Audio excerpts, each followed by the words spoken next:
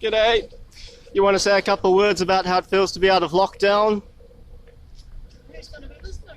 Oh, this is just from my Twitter. We don't have community television in New Zealand anymore, so I'm just one of the amateur independent media trying to fill that gap, kind of gauge public opinion at the grassroots level.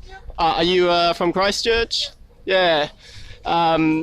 So how did the COVID affect you personally very strongly, like in terms of your plans, your business, your life, or did you carry on mostly as normal? No, it has affected me a great deal. I've actually lost all my work for the rest of the year. Okay. In display and prop making. Right. But I see it as an opportunity to reinvent myself, and I'm just grateful that everyone I know is well, and that I can just, turn around and do something else. Yeah. How do you feel about the next 3 months or the next 6 months in New Zealand? Do you think that we're going to bounce back from this? Yeah, I do. I think Kiwis are amazing, and we're definitely going to bounce back.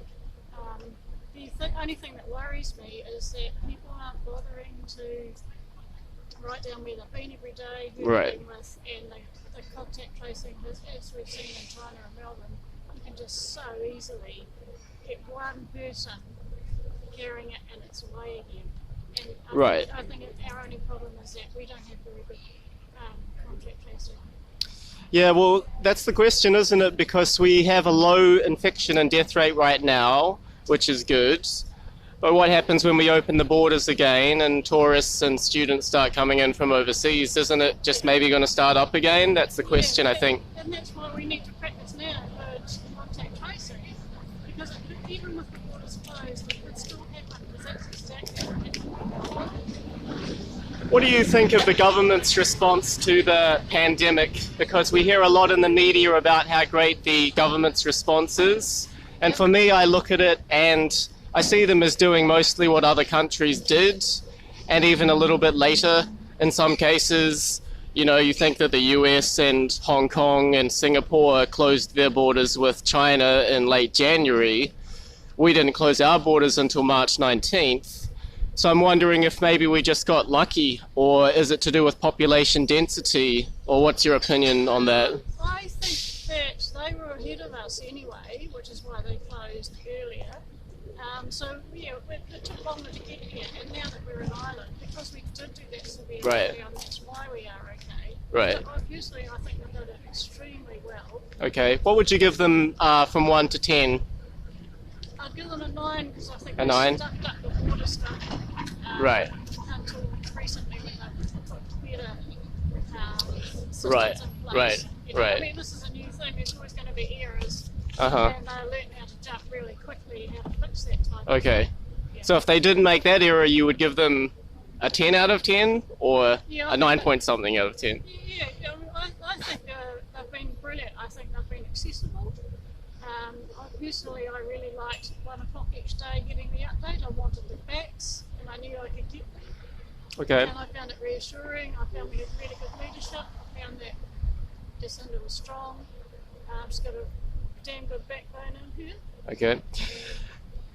Just one last question, a little bit more broader in scope, but this is sort of an attempt to gauge, public opinion on the issues of the day, and you seem like somebody who pays attention to what's going on around you. So obviously the big trend in New Zealand politics today is centralisation. The regional and the local authorities have less and less power, and they come more and more under the sway of central government. A good example would be the centralisation of education reforms that came in 2019.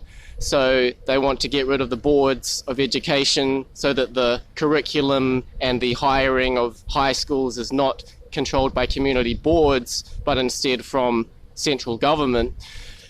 Do you think, what do you think of that? Do you think there could be something missed or lost from that, in terms of it's a one-size-fits-all model, but what fits one region might not fit another region? Do you have an opinion on that? It's not putting you on the spot, but... I know what your opinion is. Good. I have my opinion, but you've got your opinion. Yeah, I think there could be a problem, and one thing fits all, and I do think that perhaps communities might be disadvantaged.